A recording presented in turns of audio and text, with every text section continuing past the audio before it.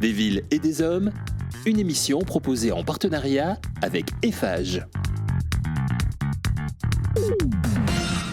Bonjour à tous, bienvenue dans cette émission consacrée à la digitalisation parce que malgré les défis auxquels le monde est confronté pour surmonter l'épidémie de Covid-19, il est évident qu'il a eu un impact sur la transformation numérique de l'industrie. Alors comment la pandémie a-t-elle agi comme un accélérateur, un catalyseur pour la digitalisation et notamment chez Eiffage qui est, comme vous le savez, un des leaders européens du BTP et des concessions, 72 000 collaborateurs, 100 000 chantiers, voire plus, sur des métiers complémentaires, la construction, l'immobilier, l'aménagement, du génie civil, l'énergie système et des concessions, et j'en passe. Qui de mieux pour en parler que deux responsables du groupe Eiffage, François Castan, il est directeur de l'ingénierie et des systèmes d'information chez AP2R. François Castan, bonjour. Bonjour. Bienvenue sur le plateau. Avec nous également Sébastien Chemin, directeur de la transformation digitale chez Eiffage Énergie Système. Sébastien Chemin, bonjour. Bonjour Fabienne. Tout va bien ? Super. Eh bien, cette digitalisation, c'est vrai que quand on l'entrechoque avec la pandémie, ça fait drôle, mais tout porte à croire quand même qu'il y a eu une accélération. C'est pas juste un processus dont il s'agit. Comment vous voyez les choses ? Alors, moi, je trouve que c'est intéressant déjà de s'interroger sur le mot transition ou transformation digitale, parce que quand on parle de transformation, on a l'idée d'un début et d'une fin, d'un point de départ et d'un point d'arrivée. Et aujourd'hui, force est de constater que on sait à peu près d'où on est parti, mais on ne sait pas vraiment où on va arriver. Et donc, j'ai l'impression, moi, plutôt qu'on parle d'évolution, qu'on est rentré dans l'ère digitale et que c'est un éternel recommencement, renouvellement. Désormais, on évolue.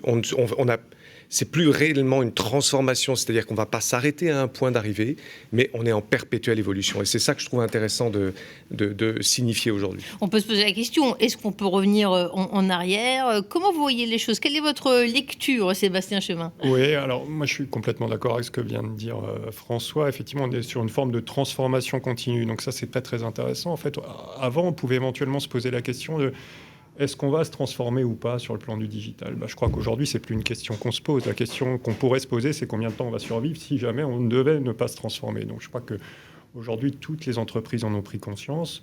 On est dans un modèle d'évolution perpétuelle, comme le disait François. Donc, finalement, notre enjeu majeur, c'est de voir comment on y entre dans ce modèle et comment on emmène tout le monde dans ce modèle-là. Mais je crois que l'essentiel des entreprises s'en sont rendus compte. Pendant longtemps, on pensait que le digital, c'était l'affaire juste des ingénieurs, des gens très intelligents comme vous. Il y en a beaucoup des ingénieurs chez Eiffage. Et puis, ça s'est immiscé dans tous les secteurs, dans tout le tissu économique. On assiste à une véritable prise de conscience. Vous pensez même qu'on ne peut plus faire marche arrière maintenant, François Castan ? Moi, je pense que oui, on est dans l'ère du digital, comme on le disait tout à l'heure, et Sébastien l'a confirmé. Je pense qu'il n'y a plus véritablement de machine arrière. En revanche, il y a vraiment du bon sens à mettre dans tout ça et laisser le digital à sa place. C'est-à-dire que je crois vraiment important de réaliser que le digital est au service de l'homme et pas l'inverse. Et parfois, on a un peu tendance à l'oublier. Et je trouve que dans nos activités du quotidien, dans notre vie professionnelle comme dans notre vie privée, c'est crucial d'avoir ça en tête. Vous parlez de l'homme, plus largement, on peut parler du monde. Tout le monde, après le Covid, a dit, même notre président, il y aura un monde après Covid, il faut penser à l'écologie. Donc voilà, je glisse sur la table, dans le débat, ce mot écologie, ça a à voir avec ? Alors complètement, et je crois que c'est le moment ou jamais de réconcilier transformation digitale et transformation écologique de notre monde. Je pense que l'un désormais ne va pas sans l'autre, que les deux transformations sont aussi urgentes et finalement convergentes l'une que l'autre. Et je pense que même si spontanément on ne pense pas écologie quand on pense digital, aujourd'hui on ne peut plus parler d'écologie sans parler de digital et réciproquement. L'une tire l'autre, l'une entraîne l'autre. Et je trouve que c'est ce mouvement de va-et-vient qui est véritablement une force pour les deux, pour le digital comme pour l'écologie. Alors c'est vrai que moi, j'étais un petit peu triste de voir que le monde futur allait être celui de gens juxtaposés devant leur écran. Hein. C'est ça, c'est comme si c'était individuel, le digital. Vous partagez mon point de vue, cette inquiétude ? Ah non, moi je ne partage pas cette inquiétude-là. Bon, en tout cas, je vais le dire différemment.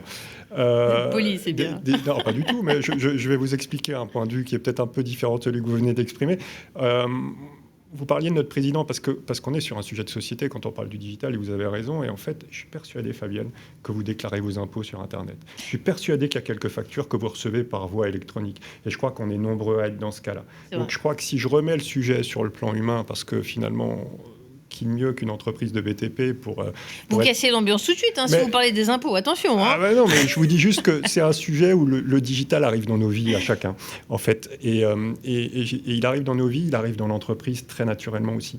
Et dans le BTP, peut-être un petit peu plus tard que dans d'autres secteurs d'activité, en tout cas c'est ça qu'on peut constater. Et je lui vois des raisons majeures à ça. Une première raison, c'est que le savoir-faire de notre entreprise, il est justement dans les mains des hommes qui la constituent, qui la construisent. Donc ça, c'est le premier point. Et ça, c'est difficile à chambouler, hein, parce que les mains du compagnon, c'est les mains des compagnons. Et c'est ça qui fait la force de notre métier. La deuxième chose, c'est qu'on n'a pas eu... dans l'industrie du BTP et des concessions, des modèles aussi disruptifs qu'on a pu connaître dans d'autres secteurs d'activité. Je pense au tourisme avec du Airbnb, aux sociétés de taxi avec un Uber. On a eu des tentatives, évidemment, dans l'industrie du BTP pour renverser un peu la table sur ces sujets-là, mais elles ne sont pas arrivées au bout, ces tentatives-là. Donc ce modèle disruptif de l'industrie de la construction, il n'est pas encore arrivé à nos portes. Donc ça, c'est la deuxième raison. Maintenant, au même titre que les autres entreprises, le BTP se soucie malgré tout des bienfaits de ce digital, et non pas que ce soit des personnes juxtaposées sur des ordinateurs, mais on se dit plutôt que ça va être un vivier extraordinaire d'innovation pour nous, le digital, et ça va être un moyen pour les uns et les autres de mieux travailler au quotidien, d'améliorer notre performance opérationnelle, et puis de rendre aussi un meilleur service à nos clients. Donc ça, je crois que c'est très important pour nous. Moi, je pensais également que la digitalisation dans l'industrie, des grands groupes industriels, allait dire, bon, tiens, ça, c'est pour ceux qui sont sur le terrain, maintenant, ils ont des tablettes, c'est plus simple. Évidemment, en préparant cette émission, je me suis rendu compte que toute la stratégie du groupe Eiffage a intégré la digitalisation. Vous pouvez nous raconter ? Oui. Alors, en fait... on a intégré la digitalisation au même titre que la transition écologique. C'est au cœur de notre plan stratégique, c'est évident. C'est urgent, François l'a rappelé. Pourquoi c'est au cœur de notre stratégie ? D'abord, parce que c'est une manière pour nous de repenser notre chaîne de valeur. On peut se repositionner en tant qu'apporteur de services, en tant que conseil auprès de nos clients, grâce au digital. Ça, c'est une certitude. Et puis, si je vous fais un tout petit brin d'histoire, mais qui va durer 10 secondes, quand l'informatique est arrivée sur les chantiers dans l'industrie du BTP, il y a plusieurs dizaines d'années maintenant, en fait, l'informatique a posé un problème. Elle a écarté l'encadrement du chantier. En fait, petit à petit, on a eu les encadrants qui se sont retrouvés au bureau, en train de remplir des fichiers Excel, en train de nourrir une bête informatique pour le bien du central. Ça, c'était le début de l'histoire, un début nécessaire. Mais aujourd'hui, on n'en est plus là, en fait. L'ère du digital, aujourd'hui, c'est quoi ? C'est de mettre le digital au service de nos opérations. C'est d'aider nos équipes à mieux travailler au quotidien en améliorant la performance de leur processus. Donc ça, c'est génial, parce que ça remet l'encadrant qui était justement sur son PC, à côté de l'autre, en train de remplir ses fichiers Excel, ça le remet au cœur du chantier pour l'intelligence collective et pour faire profiter chacun de sa présence. Voilà. Et c'est notre sujet dans le BTP de réussir à travailler ensemble. Je vous propose d'essayer d'appréhender, pour ceux qui nous écoutent, cette digitalisation au sein d'Eiffage. Peut-être dans un premier temps, dans la mesure où elle concerne l'interne, et puis après on parlera de l'externe, et j'ai cru comprendre que même le commercial est impliqué. Alors François Castan, je me tourne vers vous. Comment ça se traduit chez Eiffage, et notamment du point de vue de l'organisation interne, cette digitalisation ? Alors, pour les sociétés d'APRR, donc concessionnaires d'autoroutes, on a appelé notre transformation digitale NUMA comme numérique autoroute, et on s'est attelé d'abord dans un premier temps, si vous prenez un vase, considérez que la transformation digitale est un vase. Dans ce vase, on a mis des gros cailloux d'abord, et ces gros cailloux, ce sont toutes les applications métiers pour nos collaborateurs qui sont sur le terrain et qui ont besoin d'outils digitaux. Donc on a commencé par créer des applications métiers pour répondre à leurs besoins de tout de suite. Et la réussite, pour moi, elle se concrétise en un seul mot. Maintenant, ils parlent de mon humain. Une expression, ils disent mon humain. Où est mon humain ? Je n'ai pas mon humain est en panne. Ce qui est intéressant de voir, c'est qu'au début, si on avait pu avoir un peu de réticence, c'est normal, changement, réticence, aujourd'hui, il y a une exigence face à ces outils digitaux qui est remarquable. C'est-à-dire que dès que mon humain est en panne, ce n'est plus acceptable. Donc on voit bien que là encore, le digital a été au service de l'homme, au service des collaborateurs, et ce service aujourd'hui est indispensable. Et ce qui est intéressant, et je rebondis sur ce que disait Sébastien, moi j'y crois beaucoup, c'est-à-dire que le digital nous permet de nous soulager des tâches rébarbatives, des tâches répétitives à peu de valeur ajoutée, pour nous concentrer finalement sur quoi ? Sur ce qui fait que nous sommes des hommes et sur ce qui fait que la machine n'est pas encore prête à nous remplacer complètement, c'est-à-dire l'intelligence collective. Et c'est étonnant de voir que depuis le Covid, qui a été un catalyseur phénoménal avec les outils comme Teams qui nous ont permis de rester en contact, je ne sais pas vous, mais moi je n'ai jamais quasiment autant travaillé en collaboration que depuis qu'il y a l'outil de visioconférence.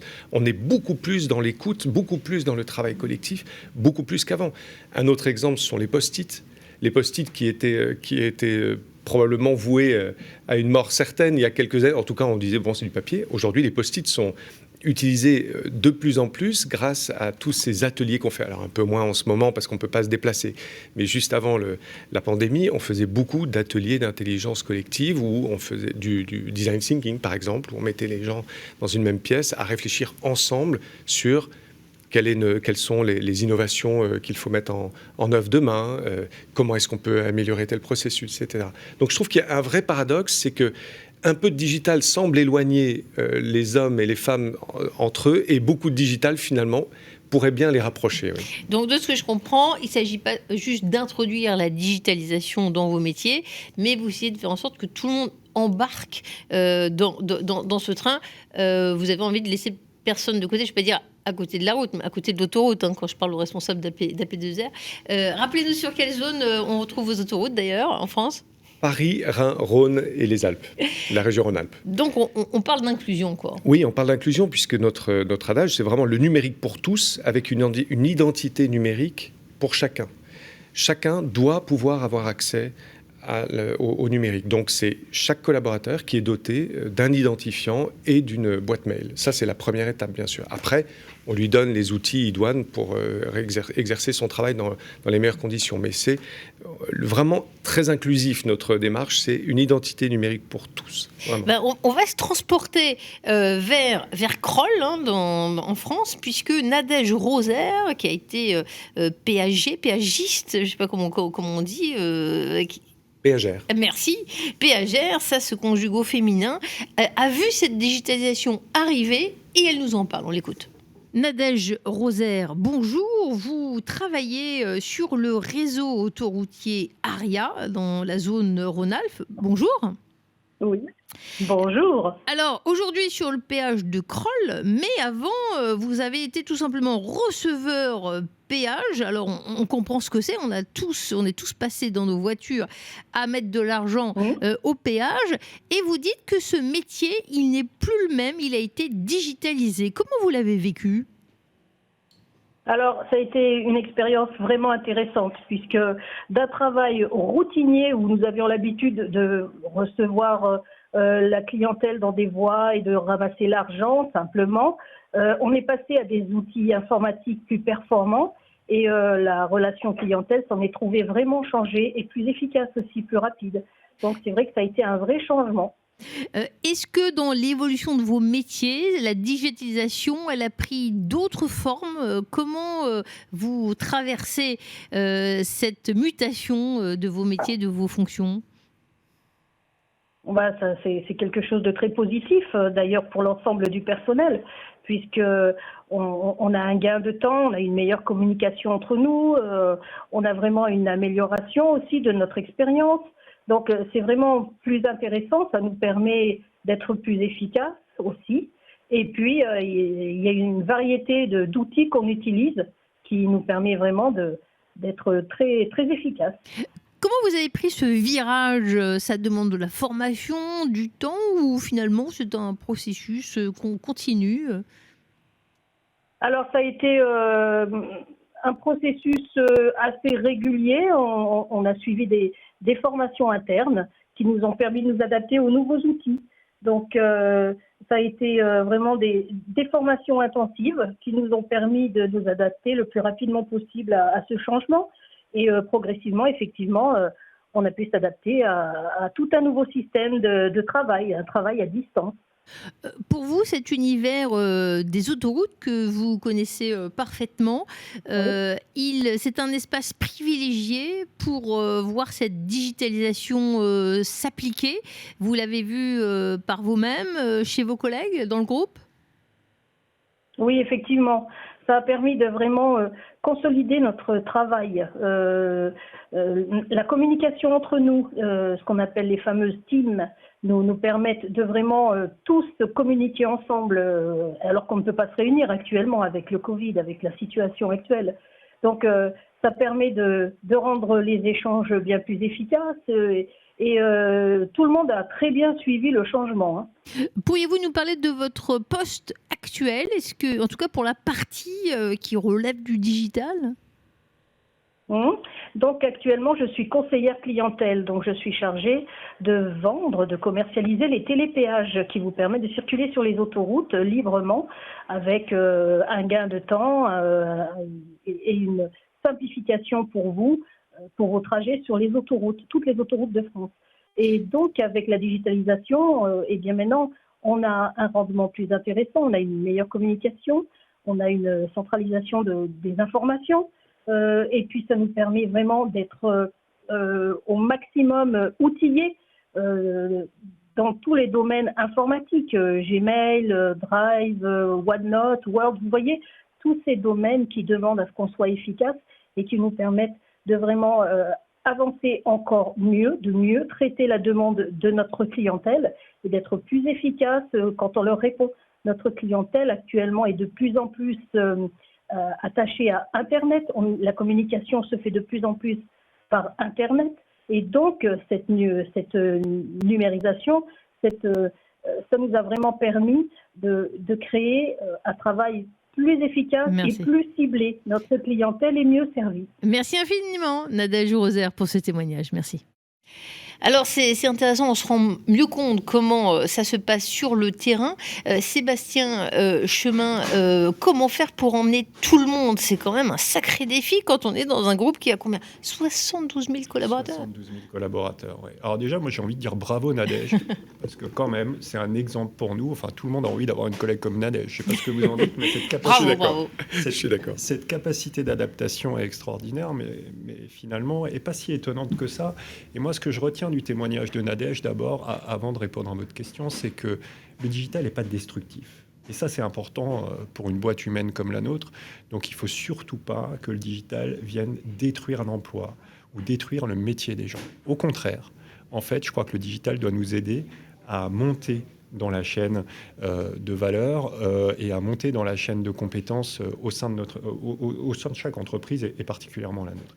Donc ça, c'est un point très important. Vous l'avez dit, il faut laisser personne de côté. Donc ça, c'est un point important dans notre digitalisation. Et François a commencé à en parler sur l'identité numérique. En fait, notre président, Benoît Drofray, il a lancé un programme qui s'appelle FH Connexion. FH Connexion, il a plusieurs volets. Le premier, c'est de se dire que tout le monde doit être à égalité sur les moyens d'accès à la ressource digitale. Pour être à égalité sur l'accès à la ressource digitale, il faut commencer par ce qu'a dit François, une identité numérique. Alors si je dégrossis le sujet, je le vulgarise un peu, une identité numérique, c'est quoi ? C'est une adresse mail. D'accord ? Donc tous les collaborateurs du groupe ont une adresse mail, mais cette adresse mail leur sert aussi d'identifiant pour accéder aux ressources digitales de l'entreprise. Alors, deuxième aspect, on est le plus souvent équipé d'un smartphone, d'un ordinateur, mais certains de nos collaborateurs n'en disposent pas. Et donc, il faut aussi leur donner la possibilité d'avoir accès à cette ressource digitale.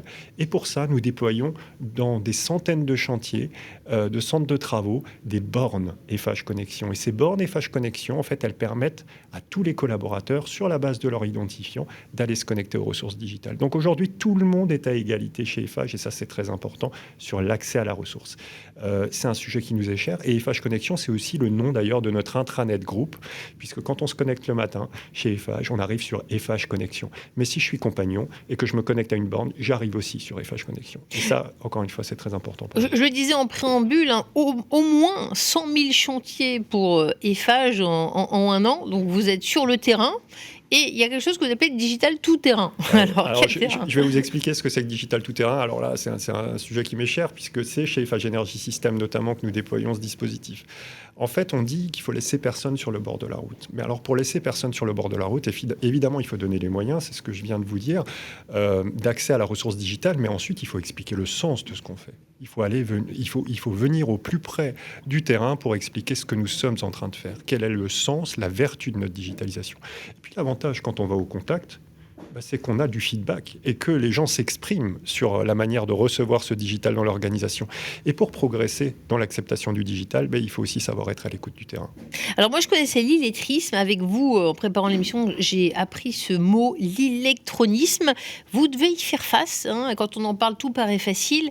Mais non, il y a des gens qui peuvent se sentir exclus. Comment vous les ramenez proches pour rompre cet électronisme ? Alors, électronisme, je ne sais pas si... personnellement, je ne crois pas connaître des personnes qui sont totalement dans un état d'électronisme total. En revanche, oui, il y a certainement, et on en connaît, des personnes qui ont plus de difficultés à s'approprier les outils digitaux. Nous avons créé un carnet de voyage digital qui est un système un peu à la carte qui permet à chacune de s'approprier les outils avec un plan de formation à la fois collectif et à la fois individuel. Donc on fait des roadshows sur le terrain. On audite un petit peu les personnes, surtout le middle management, effectivement. C'est surtout ces personnes-là qui ont besoin qu'on les accompagne plus parce qu'elles ont vu très rapidement, en fait, elles se sont vues un petit peu contraintes d'utiliser des nouveaux outils digitaux. Donc ça s'accompagne. Donc on leur explique le fonctionnement, on est à leur écoute et on leur fait des plans de formation. Et puis ensuite, on passe à un autre centre.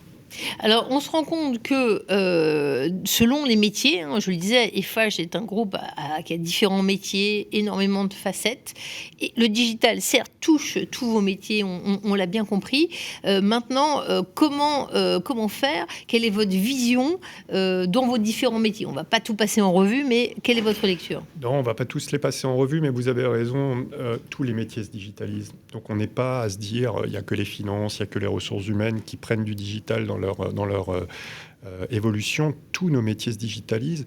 Et sans aller partout, je vous dirais que la prévention, c'est un domaine majeur, évidemment, dans une entreprise de bâtiments et de travaux publics. Outiller la prévention par du digital, c'est fondamental pour nous parce que ça aide nos équipes sur le plan de la prévention et de la sécurité sur nos chantiers. Toutes les branches du groupe aujourd'hui sont dotées de solutions qui concourent à cet objectif majeur pour nous. Le digital, ça nous permet aussi, dans le cadre de nos offres, on revient sur la transition écologique, d'être en capacité à calculer les émissions carbone que peuvent produire notre offre une fois que nous l'aurons livré une fois que nous aurons livré nos produits à nos clients. Et ça, c'est très intéressant parce que les alternatives, on est en capacité à les mesurer et donc à être de bons conseils pour l'empreinte carbone, alors la nôtre et ceux de nos clients, évidemment. On entend parler du BIM depuis longtemps sur nos métiers. C'est une manière pour nous de digitaliser toute la chaîne de production bâtimentaire, depuis la conception jusqu'à son exploitation. Et puis le digital, ça permet aussi de suivre son chantier de manière digitalisée, d'effectuer nos contrôles qualité de manière beaucoup plus simple, et puis d'avoir une meilleure maîtrise finalement de toute notre chaîne de production. Donc ça, c'est très intéressant pour nous. Et puis, ce qu'il faut comprendre, en fait, ce digital... Je crois que je pourrais passer des heures à vous expliquer partout où le déploie. Il nous reste encore un petit peu de temps, allez-y. Mais je crois que ce qui compte surtout, c'est le temps que ça nous fait gagner. Parce que, j'y reviens, je suis désolé d'insister, mais je crois que le domaine fondamental pour nous, c'est que l'encadrement se retrouve au milieu des équipes. Et pour ça, finalement, cette digitalisation, elle permet de gagner du temps. Et chaque minute gagnée, c'est une minute qu'on passe à mieux préparer son chantier. C'est une minute qu'on passe à mieux sécuriser son chantier. C'est une minute qu'on passe à mieux briefer ses équipes sur le chantier et à être au plus près d'elles. Et puis, évidemment, au plus près de nos clients aussi. Alors sur le terrain opérationnel, la transformation numérique, c'est une priorité pour conduire les changements nécessaires en matière d'écosystème d'information, de processus de collaboration, de pilotage des chantiers, qualité des ouvrages réalisés aussi. Quels sont, François Castan, les nouveaux outils mis en place? Si vous avez quelques exemples en tête, peut-être pour qu'on comprenne. Oui, pour compléter ce que disait Sébastien, il y a aussi la Startbox que nous avons mis en place au sein du groupe, qui est vraiment un outil très utile autant qu'intéressant parce que ça permet de partager, d'innover collectivement. Vous l'avez compris, j'aime beaucoup l'intelligence collective. Je trouve que c'est quelque chose qui fait ce que nous sommes, des hommes et des femmes, voilà, par rapport à l'ordinateur. Donc, cette Startbox est une vraie réussite. Elle permet de partager au plus grand nombre, avec le plus grand nombre, les bonnes idées. On s'est rendu compte, comme ceci, que certaines idées existaient déjà ailleurs, n'étaient pas suffisamment partagées. On a l'impression d'avoir une idée géniale, mais en fait, elle a déjà été inventée ailleurs. Donc, le partage de l'information, ça aussi, c'est une des clés, un des bénéfices du digital, c'est-à-dire l'accès à l'information, l'accès au savoir qui nous sort petit à petit de l'ignorance. Et on travaille en temps réel. Tout à l'heure, Sébastien Chemin parlait de temps. Vous aussi, vous trouvez que c'est un bénéfice ? Ah oui, très certainement. Ça nous fait gagner beaucoup de temps réel, mais aussi, je pense, du temps futur. C'est-à-dire que ce n'est pas que du temps réel. Toutes ces applications que nous développons dans toutes les branches du groupe pour nous faire gagner du temps sur la réponse d'appel d'offres, pour nous faire gagner du temps sur l'exploitation d'un chantier, tout ça, c'est autant de temps gagné, aussi bien tout de suite que demain. Point de vue outils, vous avez une telle panoplie qu'on peut encore en citer. Sébastien Chemin, chez FH Construction, qu'est-ce qu'il y a à disposition? On peut en citer. Alors, je vous parlais du BIM chez FH Construction, mais je pourrais vous parler de FinalCAD, par exemple, qui est un outil qui nous aide à faire du contrôle qualité, justement, sur nos chantiers, qu'on a commencé à déployer dans une branche qui est la branche construction du groupe. Mais finalement, on ne s'est pas arrêté là parce que... vous l'avez compris et vous l'avez très bien dit, FH, c'est pas qu'un groupe de construction bâtimentaire. On fait aussi de la route et donc FinalCAD s'est intéressé à la manière dont la route travaillait et finalement a défini, a construit une solution qui leur correspond parfaitement dans le cadre de l'optimisation de leurs travaux au quotidien, qui n'a rien à voir avec la solution initiale de la branche construction. Et puis Énergie Système, nous sommes arrivés ensuite aussi à utiliser cette même typologie d'outils. Je crois que ce qui est intéressant aussi dans un groupe comme FH, et plus on échange, plus on se rend compte de ça. François parlait d'intelligence collective. Moi, ce qui m'intéresse beaucoup chez FH, c'est que on est un groupe compact. Et cette compacité nous permet d'avoir des synergies extraordinaires. Je suis très heureux parce que APRR, aujourd'hui, la solution sécurité d'APRR qui est utilisée dans NUMA est issue d'un développement qui est d'abord né dans la branche énergie système du groupe. Et inversement, parce qu'aujourd'hui, APRR se sert d'outils opérationnels qui nous sont très utiles au quotidien également pour optimiser nos travaux. Donc ça, c'est très important. Il faut qu'on continue à échanger et des outils, on en a des centaines. Voilà. Et en plus, je rejoins tout à l'heure, François Castan parlait de ce qui se passait sur le bilan carbone, sur les gains par rapport à la protection de la planète. Ces bénéfices d'efficacité opérationnelle, ils ont l'air d'être plutôt positifs pour le développement durable. Oui, ils sont positifs pour le développement durable. Ce qui est intéressant, à chaque fois qu'on déploie un outil digital aujourd'hui, en fait, c'est que ça produit de la donnée. Et la donnée, c'est une nouvelle source de valeur pour l'entreprise. Et cette donnée, ça peut être une donnée qui nous aide à comprendre notre consommation énergétique. Et à partir du moment où on comprend sa consommation énergétique, on est en mesure de l'améliorer. Et je peux vous en parler un petit peu parce que l'IA, c'est un domaine d'intelligence artificielle qui me passionne. Mais finalement... la première marche qu'il faut qu'on ait dans l'entreprise, c'est de capturer des données au travers de ces outils digitaux que nous déployons au fur et à mesure. Et la deuxième étape, c'est d'analyser les données que nous avons générées à partir de ces... Si on reste sur le volet énergie, ça veut dire qu'on ne va pas consommer une énergie dont on n'a pas besoin. Exactement, ça veut dire que globalement, on est en capacité à capturer des données de consommation énergétique et qu'on est en capacité à les optimiser. Donc ça, c'est très intéressant. Et puis, on a des super exemples dans le groupe qui le démontrent. Merci de me faciliter la transition. Xavier Barthélémy, directeur matériel de la branche infrastructure d'Eiffage, a été interviewé. Il nous parle de l'usine connectée. On l'écoute. Xavier Barthélémy, bonjour. Vous êtes le directeur matériel de la branche infrastructure d'Eiffage. Bonjour. tout à fait. Bonjour. Alors, sur le terrain de l'efficacité, également, la digitalisation semble vous faciliter la vie. Vous pouvez nous expliquer comment ça se décline dans votre périmètre, hein, la digitalisation ? Alors à terme, ça va se décliner presque dans tous les domaines, mais l'initiative, elle est arrivée par nos industries chez FageRoute, en particulier, hein, qui dispose de beaucoup d'industries, et notamment avec la digitalisation, avec la gestion de l'énergie dans un premier temps, hein, qui a été un peu notre cheval de bataille sur la précédente décennie, et puis vers les années 2017-2018, pour gérer efficacement toutes les problématiques qu'on avait découvertes et amener auprès de nos hommes la capacité effectivement de progresser et d'avoir le meilleur du savoir-faire de tous nos compagnons, on s'est aperçu qu'il fallait gérer la data, la mettre en forme, et arriver effectivement à amener un outil de meilleure performance, alors à la fois sur l'énergie, mais on est très vite tombé dans la performance organisationnelle et donc dans la performance en général, puisqu'on a parlé carbone après, vers la fin de la décennie. Donc voilà un peu l'origine chez FageRoute du sujet de data. Oui. Alors dans la route, l'usine connectée, elle permet un pilotage énergétique en temps réel, en comparatif des centrales d'enrobé. Là, c'est employé sur beaucoup d'installations. Tout le parc va être visé ? Alors, tout le parc va être visé. On a effectivement amené via la digitalisation une aide au pilotage en temps réel de nos installations. Et puis derrière, une capacité d'analyse des performances et donc de définir des objectifs précis. Et donc ça, on est en cours de déploiement. Je dirais que fin 2022, tous nos outils industriels seront déployés au niveau des enrobés. Et donc, il y a beaucoup de données migrées sur le cloud. Ça se fait facilement. Il y a une appropriation d'ailleurs facile par les collaborateurs.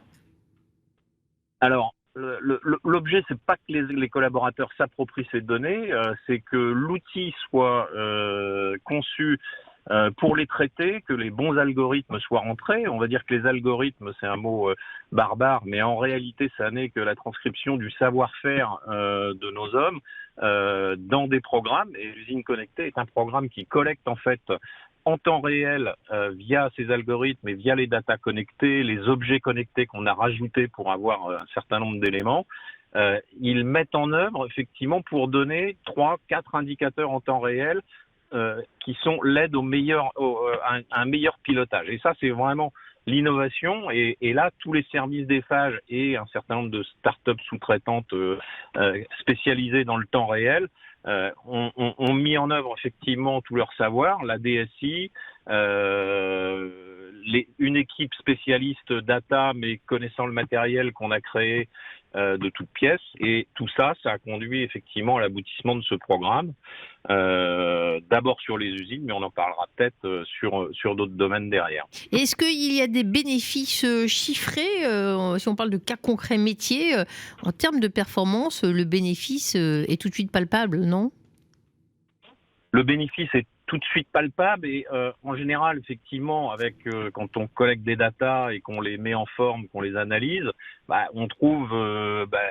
comme quand on le fait sur le papier, on trouve tout de suite effectivement les points sur lesquels on va pouvoir attaquer immédiatement des actions. L'avantage effectivement de cette digitalisation, c'est que ces actions, on va être sûr qu'elles vont pouvoir se mesurer et continuer dans le temps, ce qui n'est pas le cas quand on fait des actions comme ça à un endroit et à un autre sans les digitaliser parce que c'est lié à des hommes qui à un moment vont être là, vont avoir effectivement la conviction d'y aller. Aujourd'hui, on est sûr qu'on va pouvoir sur la longue durée, puisque l'empreinte carbone vers laquelle on a les objectifs à 2030, clairement, ça nous inscrit dans le temps et le temps durable, c'est lié à la digitalisation qui nous aide à ça. Merci Xavier Barthélémy, vous êtes directeur matériel de la branche infrastructure d'Eiffage. Merci pour ce témoignage.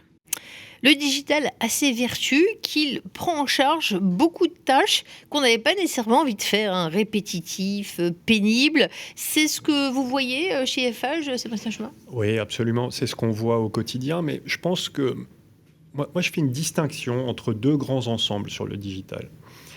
Un premier de ces grands ensembles, c'est ce que j'appellerais les outils régaliens. Vous savez, dans une entreprise, on a des outils qui sont unifiés. Toute l'entreprise va se servir des mêmes outils sur la sphère des ressources humaines, sur la sphère des finances, sur la sphère des achats. Et on en comprend évidemment très vite les enjeux et la nécessité parce qu'il y a des besoins de consolidation sur ces sujets. Et nous avons de nombreuses entités chez Eiffage.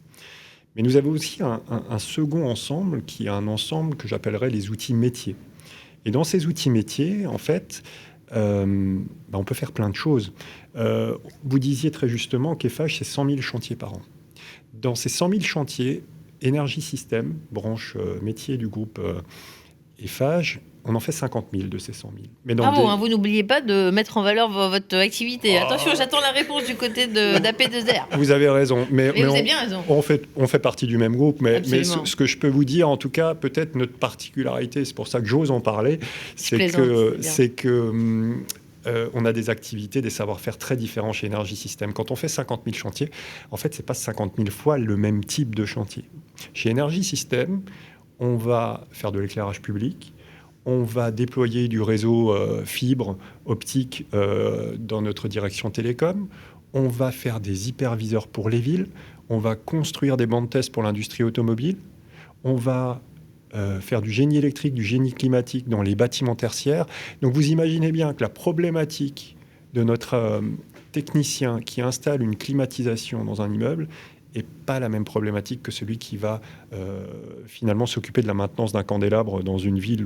Comment on automatise des tâches aussi diverses, c'est un sacré challenge. Justement, et finalement, celui qui est le plus capable d'automatiser la tâche, c'est celui qui l'a fait.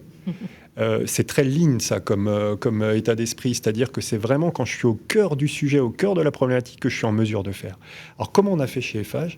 En fait, on a créé une usine à produire très rapidement des solutions digitales. Et cette usine, on l'appelle la Digital Factory. Non, mais vous êtes formidable parce que je n'ai plus de transition à faire. C'est la digitalisation du journalisme et il n'y en a plus besoin puisque vous venez d'introduire magnifiquement, Sébastien, le témoignage de Stéphane Rousseau, directeur DSI Eiffage, qui nous parle de la Digital Factory. Stéphane Rousseau, bonjour, vous êtes le directeur de la DSI chez Eiffage et le groupe a lancé il y a à peu près un an la Digital Factory. C'est un levier important pour cette digitalisation que vous évangélisez dans le groupe.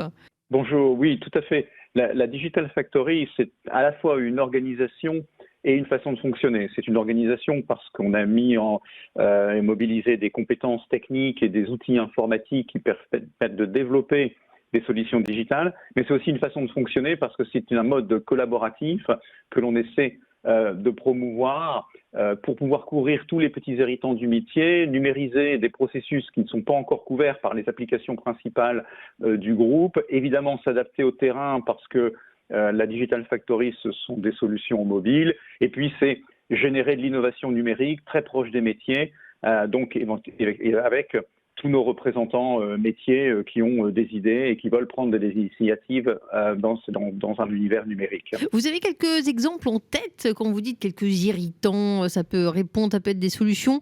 Pour quel type de mission, par exemple ? Eh bien, ça peut être, par exemple, faire des suivis de photos de chantier. Ça peut être avoir des petites analyses environnementales, encore une fois, sur des chantiers, ou suivre les déchets de démolition, les déchets de fin de chantier, faire une fiche accueil de sécurité. Toutes ces petites choses qu'on ferait soit sur du papier, soit dans des fichiers Excel ou avec des outils qui ne sont pas des outils qui sont très solides ou très sécurisés. Donc ce sont tous ces petits sujets que l'on essaie de couvrir. Donc comment faites-vous pour que les acteurs de terrain s'approprient les outils ? C'est le même outil pour tout le monde ? Alors non, chaque outil est développé vraiment sur un petit sujet particulier. Alors on a travaillé de façon différente. D'abord, certains de nos métiers ont organisé des hackathons pour réunir effectivement tous les opérationnels en disant qu'est-ce que vous aimeriez faire, qu'est-ce que vous voudriez faire. Et puis on a aussi un espace collaboratif, un intranet de cette Digital Factory qui permet à chacun d'aller soit proposer une idée, une initiative, soit au contraire voir le catalogue des initiatives existantes et puis de s'en inspirer ou de demander des évolutions. Et après, bien entendu, on essaie de faire rayonner tout ça sur les chantiers avec l'aide, encore une fois, des opérationnels dans les régions pour promouvoir cette culture numérique dans la vie du quotidien, vraiment numériser tous les processus métiers, y compris les processus qui sont dans les mains des compagnons, parce que nous sommes attachés aussi à cette culture numérique des compagnons. Alors, il y a une génération numérique, certes, qui est venue aux commandes, mais pour ceux qui sont un petit peu réticents, est-ce qu'ils ne se disent pas « Oh là là, je vais devoir apprendre le codage informatique ». Quelles sont les réactions ? Ah oui, alors c'est une bonne remarque. Alors, en fait, on essaie de valoriser le partage d'idées et on essaie de co-construire. C'est-à-dire que dans le cadre de la Digital Factory, si vous avez une idée mais que vous êtes rétif à l'informatique, évidemment, on va faire le travail pour vous. En revanche, vous avez des gens qui aiment utiliser les outils qu'on propose. Alors, il ne s'agit pas vraiment d'écrire des programmes informatiques au sens le plus traditionnel du terme, mais par le paramétrage d'outils, l'assemblage de modules, il est tout à fait possible dans le cadre de la Digital Factory pour un non-informaticien de construire rapidement une petite solution qui sera solide, ergonomique et capable d'être déployée sur tous les smartphones de ses collègues. Et à l'inverse, nous, en tant que DSI, ça nous permet de contrôler quand même ces initiatives digitales, de contrôler ou de bloquer ce qu'on appelle le shadow IT, c'est-à-dire un peu l'informatique en cachette, qui est un risque pour l'entreprise, un risque cyber, un risque de propriété intellectuelle, de niveau de service, un risque contractuel. Et donc on peut travailler ensemble et leur laisser l'initiative. Merci infiniment pour cet éclairage, Stéphane Rousseau. Vous êtes directeur DSI chez Eiffage. Merci. Alors, on profite qu'on a un grand responsable d'AP2R pour savoir si ce que vient de dire Stéphane Rousseau vous parle. Oui, bien sûr que ça nous parle. Je voulais juste ajouter quand même, Fabienne, que nous aussi, chez AP2R, nous avons des chantiers, sauf que nous ne les réalisons pas, nous les supervisons. Et pour les superviser, nous avons besoin d'outils. Et donc, nous avons mis en place des outils comme Numa Patrimoine pour suivre le patrimoine, digitaliser le suivi du patrimoine autoroutier, par exemple. Et tout à fait, oui, par rapport à ce que disait Stéphane Rousseau, donc je reprends l'image du vase de la digitalisation de tout à l'heure. Donc les premiers gros cailloux, ça a été les métiers régaliens de l'autoroute. On a fait des applications métiers, les principales applications métiers. Et ensuite, on a mis des petits cailloux. Et les petits cailloux, c'est tous ces irritants du quotidien, avec des petites choses, avec un peu d'automatisation. Tu en parlais, Sébastien, tout à l'heure. Avec un peu d'automatisation, on est capable de simplifier vraiment le quotidien de chacun. Avec une petite application faite en no-code, c'est-à-dire on n'a pas besoin d'être un codeur émérite, et ben ça simplifie le quotidien. Donc voilà. On met maintenant des petits cailloux au milieu de tous ces gros cailloux. Et qui sait, peut-être demain, on aura du sable à rajouter. C'est génial. Je me disais une émission sur la digitalisation, je ne vais rien comprendre, du codage C, etc. Et en fait, petits cailloux, des petits poussets. Quelle belle histoire. Je me tourne pour vous raconter un autre conte, Sébastien Chemin, parce que cette digitalisation, apparemment, elle concerne les collaborateurs, on l'a bien compris, mais également les clients. Comment ça se passe, cette mutation de l'offre liée au digital ? Oui, vous avez raison. En fait, évidemment, il faut qu'on accélère et qu'on soit dans le modèle digital sur les deux pans. Quand je dis les deux pans, c'est le pan de l'interne, nos collaborateurs, la manière d'optimiser notre performance opérationnelle, d'améliorer notre performance opérationnelle. Mais c'est aussi de rendre toujours plus à nos clients par l'intermédiaire de la mutation de nos offres. Alors, la mutation de nos offres, ça veut dire quoi ? Ça veut dire que petit à petit, le digital s'inscrit dans les offres du groupe Eiffage. Quel client, voilà, quels sont vos clients ? Est-ce que vos clients final Oui, alors en fait, quand on parle de notre client, c'est ça qui est intéressant, c'est que quand on construit un hôpital, finalement, l'hôpital, on le construit pour qui ? On le construit pour le patient qui va finalement, à un moment donné, déambuler dans cet hôpital, qui va avoir besoin de se rendre chez un médecin et qui va avoir besoin de se faire soigner. Et en fait, sur tous ces sujets de localisation du patient, pour l'aider à son parcours au sein de l'hôpital, pour gérer sa tablette d'appel malade, sont autant de nouveaux systèmes que nous sommes en mesure aujourd'hui de déployer dans un groupe comme Eiffage. Alors, je vous parle du patient de l'hôpital, mais je pourrais vous parler de l'étudiant à l'université, je pourrais vous parler de l'employé dans le bureau, mais je pourrais vous parler aussi de l'usager d'une autoroute. Absolument, oui. Alors, nous aussi, nous avons développé des offres digitales pour nos clients finaux, c'est-à-dire ceux qui prennent l'autoroute, mais on s'est rendu compte aussi que certaines choses qu'on développait pour nous-mêmes pouvaient intéresser d'autres entreprises. Et c'est de cette manière-là nous avons créé Infrasim.ai et Data New Road, 2 filiales qui exploitent le potentiel phénoménal de la data d'APRR. C'est qu'APRR a emmagasiné énormément de données patrimoniales depuis des dizaines d'années, c'est-à-dire de suivi des ouvrages et des chaussées. Nous avions carburant, la donnée, il nous fallait un moteur. Donc on a fait un partenariat avec une entreprise qui nous a amené le moteur. Et avec ce moteur-là, nous sommes capables aujourd'hui de faire de la maintenance prédictive de nos chaussées et de nos ouvrages d'art. C'est-à-dire de savoir mettre le bon euro au bon endroit et au bon moment. Et ça, c'est une vraie bonne nouvelle. C'est-à-dire que la donnée, et plus la donnée est profonde, c'est-à-dire plus nous avons des données sur plusieurs années, plus elle est utile et plus elle est efficace pour faire fonctionner les algorithmes.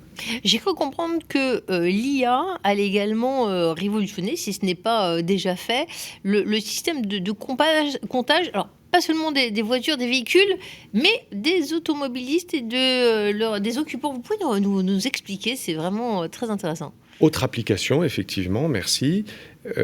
Sur les voies de covoiturage qui commencent à fleurir, vous en avez désormais à Lyon, au nord et au sud, à Grenoble, et puis il va y en avoir d'autres. Donc ces voies de covoiturage sont réservées aux véhicules ayant plus de 2 personnes, c'est-à-dire 2 personnes et plus. La difficulté, c'est que c'est comme ça, on a tous envie de prendre une voie qui est libre, où il y a moins de monde. Donc comment fait-on pour faire signifier aux gens, de manière pédagogique, à nos utilisateurs, qu'ils ne doivent pas aller sur cette voie, mais rester sur les 2 autres voies? Eh bien, on a mis en place un système... S'ils sont tout seuls, quoi. Voilà, s'ils sont tout seuls, bien sûr. On a mis en place un système de détection du nombre d'occupants, et ça, c'est de l'intelligence artificielle qui est derrière.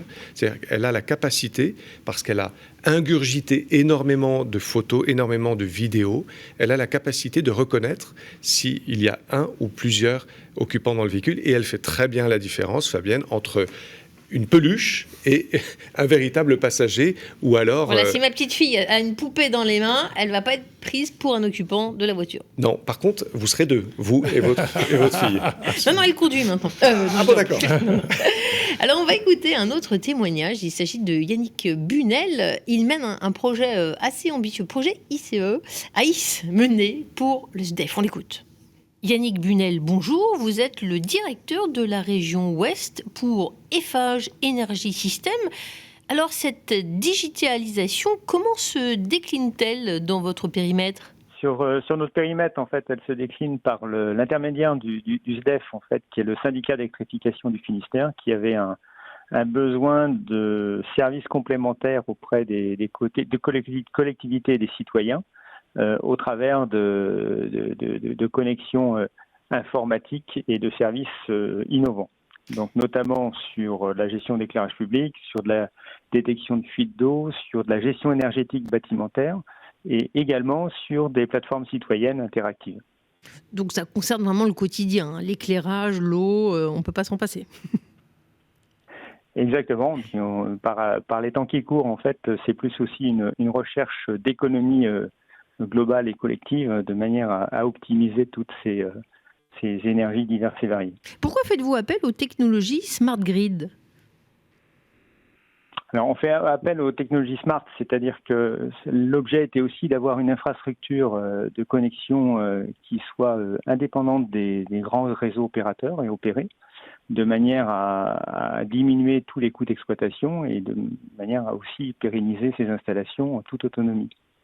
Donc, il a été développé tout un tas de serveurs informatiques qui sont interconnectés ensuite au niveau des informations par un réseau d'antennes bas débit qui permettent justement cette autonomie en termes de réseau d'infrastructure. Alors d'un côté, ça peut paraître très technique, mais en fait, d'un point de vue commercial, il semblerait que ça a un impact sur la satisfaction des clients. L'offre d'Eiffage change véritablement avec cette digitalisation accrue ?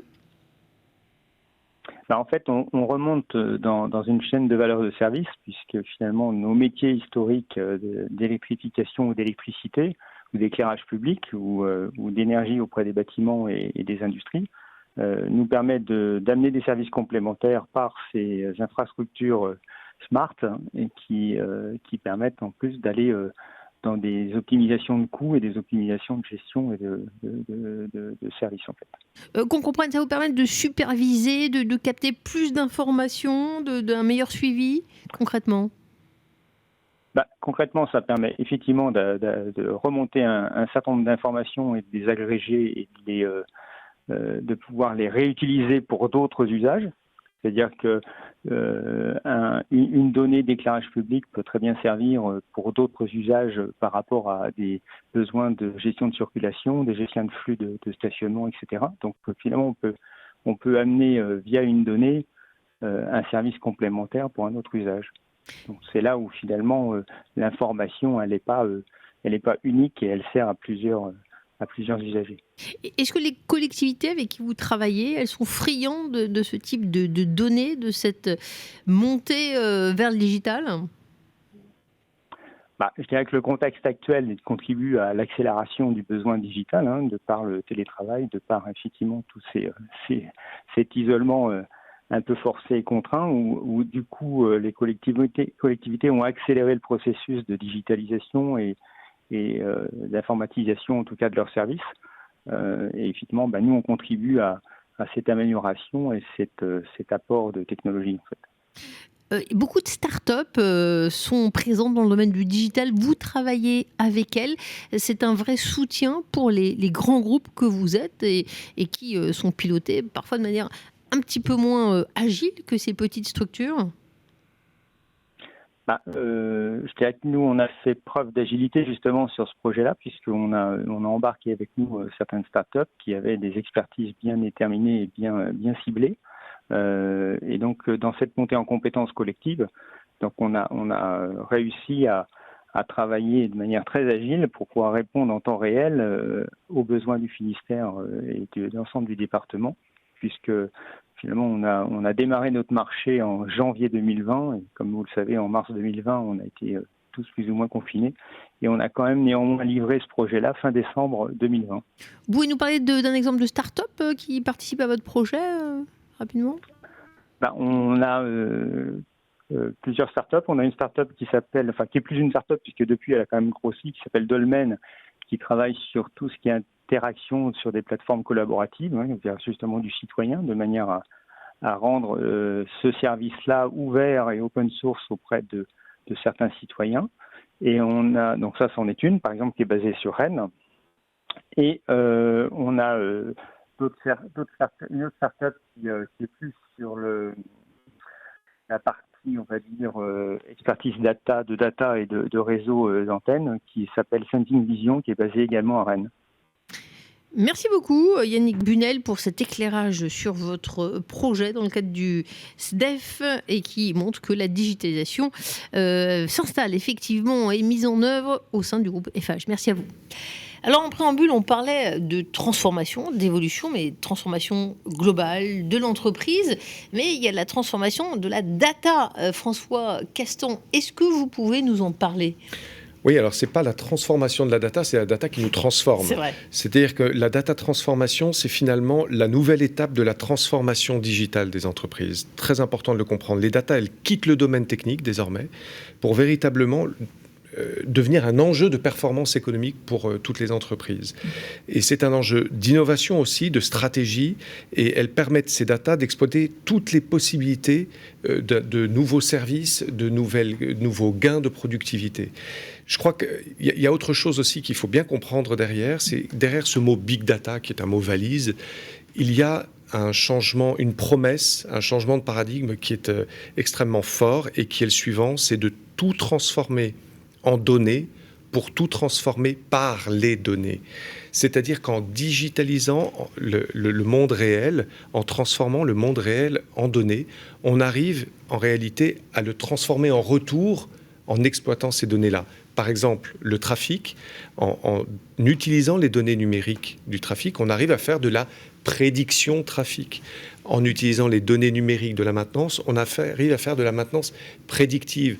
On voit bien que c'est assez enthousiasmant et en même temps, il faut être très prudent parce que quand on sort du domaine purement professionnel, ça peut donner lieu à des dérives terribles. Donc c'est très intéressant pour nos business, pour nos activités, mais il faut que ça reste cantonné, selon moi, à nos activités. Dès que ça sort, cette grande promesse de tout transformer en données, pour tout transformer par la donnée, quand ça sort du domaine professionnel pour nos vies privées, la santé, là, c'est autre chose. François Castan a évoqué la maintenance prédictive. Vous pouvez élaborer un petit peu là-dessus? Comment ça se passe dans vos services? Oui, tout à fait.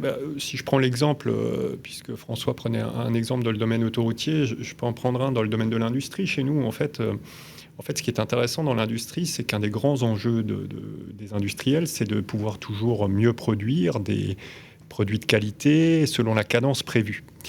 Pour faire ça, il faut que les équipements de l'usine soient toujours en parfait état de marche. Il y a plusieurs manières de s'y prendre pour que les équipements de l'usine soient en parfait état de marche. Soit on répare un équipement lorsqu'il tombe en panne, c'est ce qu'on appelle la maintenance curative, donc on agit une fois que le problème survient. Et puis ensuite, on passe à plusieurs autres étapes. Alors l'étape intermédiaire, c'est la maintenance préventive, où je dis, tous les 3 mois ou toutes les semaines, selon l'équipement, je vais passer faire un contrôle et puis je vais regarder s'il y a un problème et auquel cas, ou s'il y a un faisceau d'indices et auquel cas je réparerai ou je ferai une opération de maintenance préventive. Mais ce qui est intéressant dans le prolongement de ce que disait François, c'est quand on commence à avoir du volume de données, on commence à savoir comment un produit est fabriqué au travers de cette transformation du monde réel en data, on est en capacité finalement à observer ces équipements de l'usine, à voir à partir de quel moment ils sont tombés en panne et de construire l'histoire qui est arrivée avant que cette panne survienne.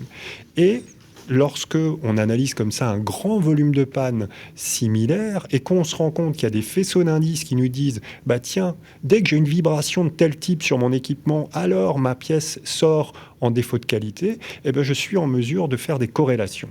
Voilà, donc je ne vais pas vous faire un cours, et j'en serais bien incapable sur la data science et sur tout ce qui est autour, mais globalement, le sujet, c'est celui-là. Et donc, à partir du moment où on est en capacité, au travers d'une offre d'intelligence artificielle et de data science, de donner à nos clients une capacité à mieux produire, c'est aussi là qu'une entreprise comme Eiffage prend tout son sens en termes de conseils auprès de nos clients. Bon, on ne peut pas nier que la digitalisation implique des risques. On a parlé beaucoup des bénéfices. Vous pouvez évoquer quand même cet aspect, s'il vous plaît? Oui, c'est-à-dire que la data, c'est une nouvelle source de valeur. On l'a bien compris, vous l'avez bien compris. Et c'est une ressource fragile, c'est-à-dire qu'elle est très convoitée. Et aujourd'hui, le sujet de la cybersécurité est extrêmement prégnant pour les entreprises. Les attaques sont multiples, journalières. Et nous sommes passés, du coup, d'une stratégie de l'œuf à une stratégie de l'oignon. Je vais revenir là-dessus. C'est-à-dire, avant, nous avions une stratégie de l'œuf avec une coquille, un rempart, le seul rempart contre les attaques. Mais une fois que l'attaque perce le rempart, une fois à l'intérieur, il se régale, le hacker se régale. Et la stratégie de l'oignon, c'est de dire multicouche. Il va peut-être passer une couche, mais il y en a une deuxième. Et puis ensuite, il y en a une troisième, et il y en a une quatrième. Évidemment, on sait que rien n'est invulnérable, mais par contre, l'idée, c'est de retarder le plus tard possible l'intrusion malveillante.